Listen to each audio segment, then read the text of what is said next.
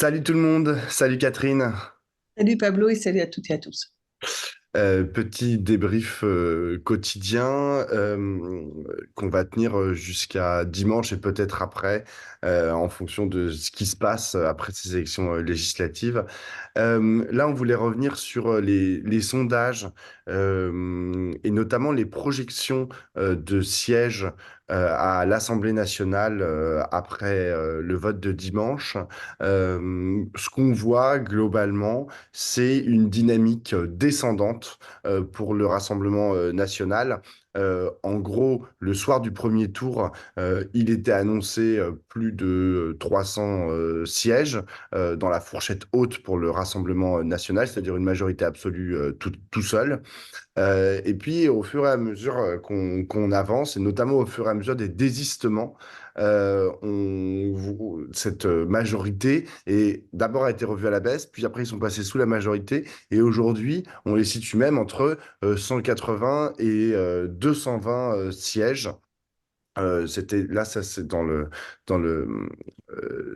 c'est Harris Interactive et les projections aussi de l'IFOP Et Lab, et Lab. Lab Voilà. aussi.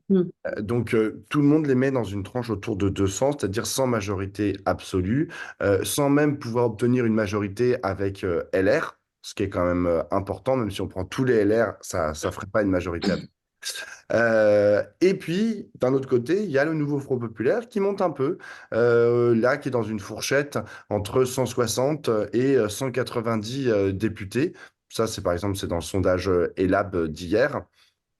Voilà, et puis je finis avec le bloc central, les macronistes et affiliés, qui eux sont entre 100 et 130 députés. Voilà, donc ça fait quand même des équilibres nouveaux.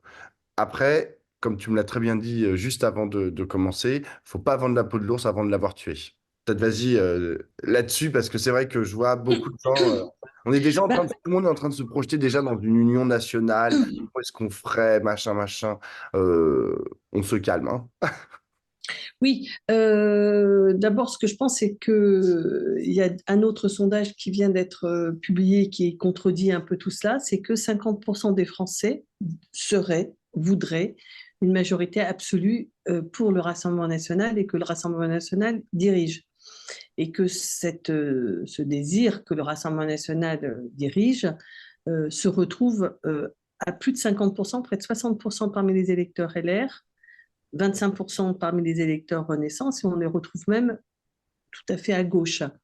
Donc, ce désir que ça ne continue pas comme avant et que la table soit renversée, il ne faut absolument pas le négliger. C'est-à-dire que je crois qu'il est normal que se soit posé la question de s'il n'y a pas, puisqu'on appelle à ce qu'il n'y ait pas de majorité absolue, qu'est-ce qui se passe?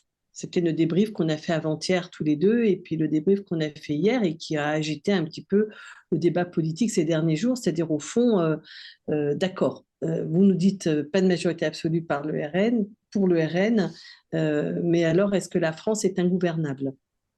Donc l'argument de la droite autour d'Emmanuel Macron, je ne le trouve pas illégitime pour mobiliser son camp, c'est de dire il ne faut pas de majorité absolue pour le RN, mais la France n'est pas ingouvernable. On peut faire autre chose. Donc, d'une certaine manière, cet argument dont on peut penser qu'il est un argument pour l'après n'est pas seulement un argument pour l'après, il est aussi un argument pour demain. C'est-à-dire Mhm. qu'il est un argument pour dimanche. C'est-à-dire que vous pouvez voter contre le Rassemblement national, ça ne va pas mettre la France dans le chaos. Donc, cet argument-là, du point de vue de la droite, quand je mets la droite, j'inclus les macronistes dedans, euh, est un argument en faveur d'un vote contre le Rassemblement national, puisqu'il tend à rassurer les gens qui veulent que les choses continuent d'une certaine manière. Donc, que l'ordre en place peut-être change un peu, mais en tout cas, en gros, dans ces grandes lignes de force, ça se poursuit. Je pense qu'il est un argument compliqué pour ceux qui veulent que ça change vraiment. Et quand dans le vraiment, il y a ceux qui ont voté extrême droite et ceux qui ont voté euh, pour le nouveau Front populaire dans une perspective de rupture avec la politique macronienne, qui elle-même est issue de la politique hollandaise. Donc ça fait quand même du monde qui n'est pas hyper enchanté par cette perspective qui a été mise en avant d'une solution de grande coalition pour gouverner la France au cas où l'extrême droite n'aurait pas la majorité absolue. Et donc, moi, ce qui m'alerte, c'est que le même argument a des effets contradictoires. Mm. Il aide les électeurs de droite à barrer la route au Rassemblement national, il perturbe un peu les électeurs de gauche et il me surmobilise les électeurs d'extrême droite. Donc, voilà, ce que je pense, c'est qu'il faut avoir en tête que la demande que ça change vraiment est très puissante. C'est-à-dire que les gens n'en peuvent plus de franchement, pas simplement d'Emmanuel Macron, hein, et Mhm. puis ils l'ont dit à plusieurs reprises. Les Gilets jaunes, la réforme des retraites, tout ça, c'est quand même des mouvements sociaux qui ont dit très, très, très clairement qu'on ne veut plus de ça. La Mhm. détestation d'Emmanuel Macron le dit aussi. Le mépris est insupportable. Donc, voilà, c'est ça qui me fout un peu la trouille. C'est que oui, il y a une dynamique contre le RN avec les désistements, oui, la droite hors Ciotti s'est quand même révélée un peu plus correcte. On peut toujours discuter de ceux qui ont dit sans la FI, sans les méchants de la FI et ceux qui ont dit tout le monde. Il y a des nuances, mais quand même, en gros, l'idée que le RN doit être battu est quand même ressortie entre les deux tours. Je ne sais pas si il n'y aura pas des effets contraires. Donc, il ne faut pas penser que l'affaire est faite, que le Rassemblement national est battu, parce que la puissance du rejet du système en place, de la politique suivie est trop, trop fort, quoi. Mais d'ailleurs, c'était des questions qui déjà nous avaient irrigués au moment de l'entre-deux tours de la présidentielle, qu'elle soit 2017 et surtout 2022. C'était est-ce que les électeurs de gauche vont reporter leur voix sur Emmanuel Macron? Non pas parce qu'il y avait cette optique de grand truc, grand gouvernement gloubi-boulga, là, comme on nous le propose, d'union nationale, mais parce que précisément, il y a beaucoup d'électeurs de gauche qui, comme tu le dis, voulaient renverser la table. Et donc, quand tu regardais, alors c'est plus vrai pour les législatives 2022 que pour la présidentielle 2022, je suis allé regarder les électeurs de Mélenchon de la présidentielle, donc du premier tour de la présidentielle, sont allés voter qu'à 13% pour Marine Le Pen. C'est-à-dire très faible, c'est une sous-performance. C'est pas énorme, hein, enfin. Ah Alors que bon? Ouais, ouais. Alors que, par contre, dans les élections législatives qui ont eu lieu quelques mois après, Non, les quelques semaines électeurs... après. Ouais, comment? Quelques semaines après, dans la Quelques semaines foulée. après, ouais. Mm. Les électeurs de gauche, au sens large, cette fois-ci, sont allés voter à près de 20% pour des électeurs d'extrême droite. Donc, c'est pas exactement la même chose parce que genre il y a il y avait c'était tous les partis de gauche, hein. Enfin de la Nupes en l'occurrence, mais c'était autour de 20%. Tu vois, c'était pas du coup c'est pas exactement les mêmes chiffres. Mm. C'est parce qu'il y a il y a des ressorts locaux, etc., qui jouent. Mm. Mais voilà, c'est un truc qui existe déjà, enfin, c'est-à-dire, enfin, qui existait déjà. C'est pas nouveau de 2024, cette volonté de les gens qui veulent renverser la table et du coup qui ne peuvent pas, malgré cette colonne vertébrale antifasciste, anti-extrême droite, qui quand même est quelque chose de, moi, que j'imagine structurant chez l'électeur de gauche. Parfois, voilà, la question de renverser la table est plus forte. Il y avait une autre chose que je voulais ajouter, c'est que ce que tu viens de raconter, ça a quand même été un peu saisi aussi par les responsables politiques. Hier, sur BFM TV, Marine Tondelier, au moment où on lui... Alors même que la veille, dans Libération, elle avait fait une interview où elle laissait...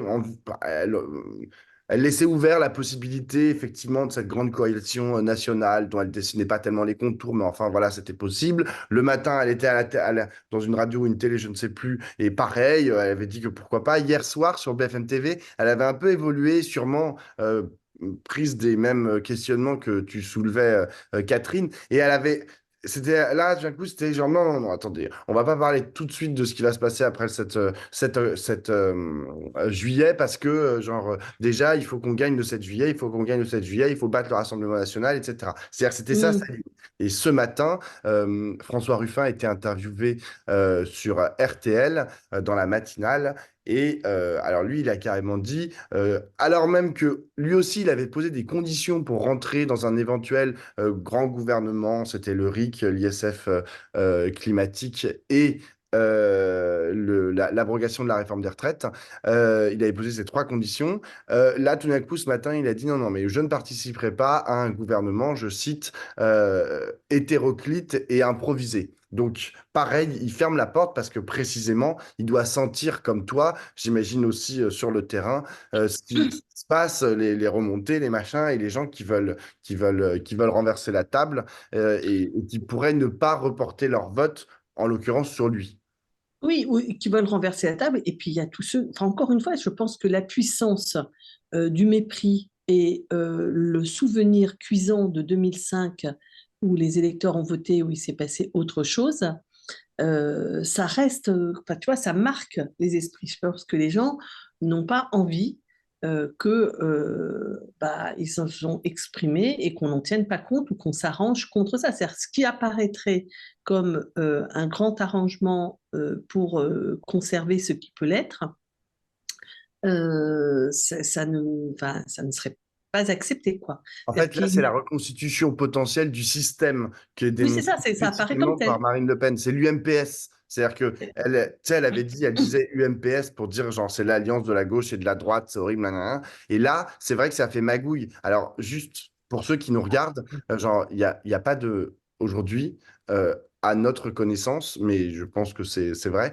il n'y a pas de lien. Ils sont pas en train de s'appeler entre les macronistes et les candidats et les candidates ou les responsables politiques du Front populaire. Ça marche pas comme ça. C'est-à-dire, parce que je vois notamment sur les réseaux sociaux des gens qui commencent à dire ouais, ça y est, ils font leurs petits arrangements, ils se désistent, ça devrait être interdit de se désister, je sais pas quoi, je sais pas quoi. Non, il n'y a pas de petits arrangements. Pour l'instant, le désistement, il est unilatéral pour lutter contre le Sans Rassemblement condition, national. oui. Sans Il est sans condition. condition. Oui, oui, tout à fait.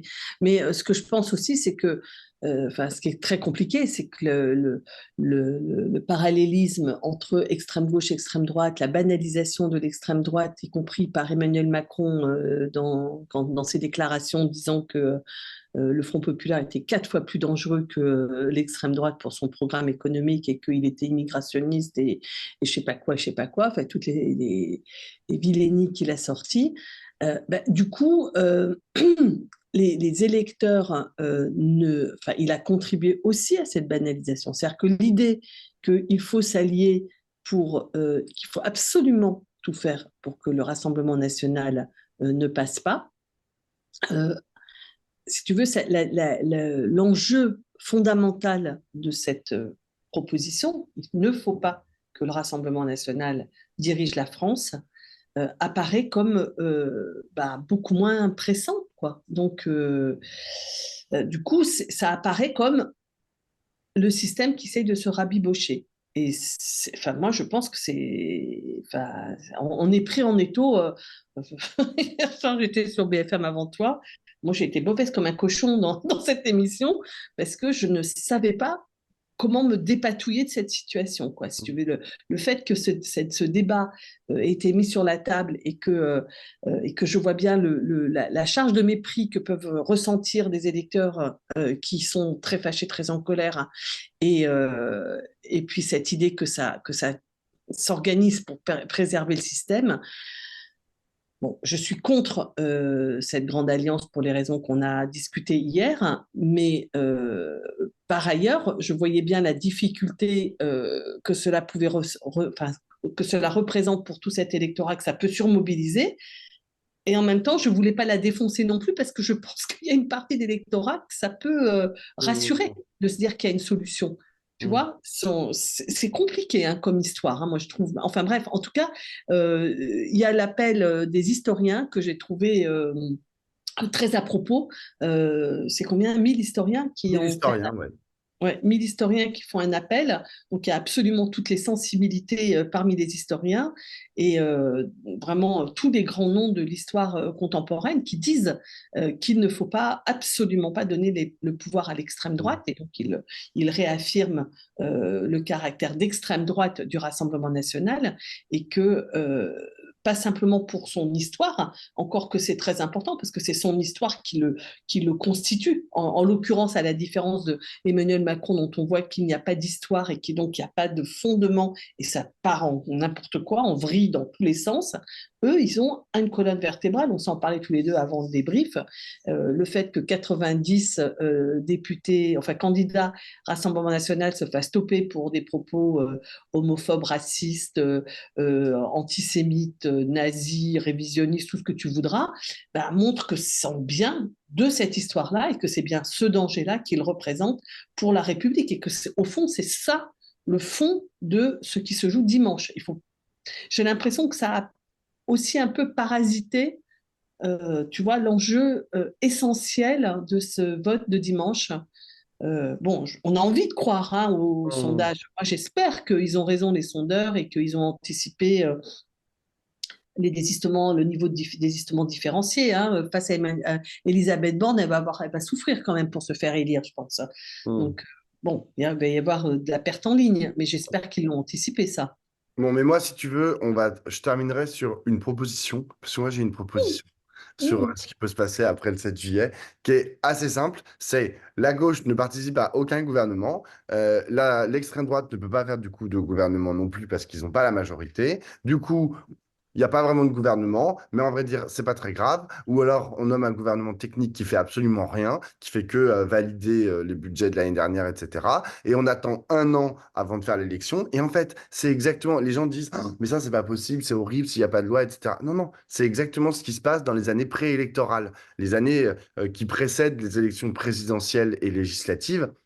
Il n'y a pas grand-chose, hein. Il y a des espèces de petites lois pourries qui, si elles ne sont pas déposées, ne changent pas le schmilblick. Alors après, il y a la question de l'urgence. On me dit, ah bah oui, mais il y a l'urgence sociale, l'urgence climatique, c'est vrai. Mais aujourd'hui, en l'état, je ne vois pas comment, genre, une grande coalition, je sais pas quoi, serait susceptible de répondre à ces urgences extrêmes. Donc, je pense qu'il vaut mieux, genre, faire juste, donner juste la possibilité à l'État, en fait, de continuer à payer ce qu'il doit payer, la Les sécurité sociale, fonctionnaires. etc. Et puis ensuite, et les fonctionnaires, et puis reconstruire, se donner un an, en fait, pour reconstruire une politique digne de ce nom. Voilà, il y a pas la politique, elle est dynamique, etc. Essayer de recréer des partis qui ont de la gueule, et genre continuer d'exclure l'extrême droite. Voilà, il y a pas, je vois pas trop d'autres choix qui seraient une sortie par le haut, quoi. Voilà, c'est ma Mm. petite proposition. Je suis totalement d'accord avec ça. Je pense que on en revient dans ces conditions à quelque chose d'à peu près raisonnable. C'est-à-dire, bon, on connaît l'échéance, on a un an, et pour la gauche, ça veut dire vraiment, vraiment, pour qu'on ne se retrouve pas dans la même situation dans un an, il faut vraiment qu'il y ait un choc puissant à gauche et que ce que tu dis sur la reconstitution de partis, probablement que à l'intérieur, peut-être que tout le paysage ne peut pas rester en l'état et que ça ne peut pas être qu'une question des partis. C'est Hmm. que là, ce qui s'est passé, en fait, cette mobilisation du peuple de gauche est allée bien au-delà des partis. C'est quand Exactement. même de très, très grande diversité de formes, de forces. Voilà, on l'a déjà dit ici, c'est ça qui est le socle de ce qui s'est produit quand même, enfin, et de ce qui pourrait produire son effet dimanche. Donc, c'est sur ça qu'il faut compter pour repenser non seulement le contenu d'une proposition politique, mais aussi ses formes qui fassent droit à la participation des gens. Ruffin, il dit qu'il faut mettre le RIC.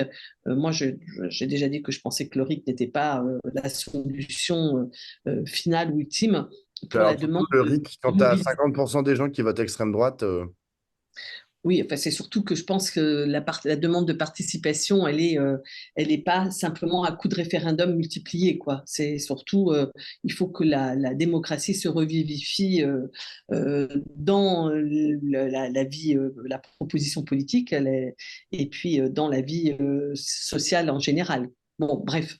Donc, on a un an pour, si jamais c'est ça, moi je suis d'accord avec toi, si jamais c'est ça, on connaît l'échéance, on a un an pour se secouer la paillasse, quoi. Mais grave, hein, c'est-à-dire que c'est pas un an pour affiner le programme du nouveau Front populaire, hein, c'est un peu plus que ça le projet. Bon, mais déjà, il faut les battre. Il faut battre les fachos dimanche Dimanche, ouais, prochain. c'est pas Voilà. encore fait, hein. Sur ce, Allez, à- on boira une bière dimanche soir si c'est fait. exactement. À demain. Champagne Ciao, peut-être ciao. à d'occasion. Ciao. Ouais, ciao.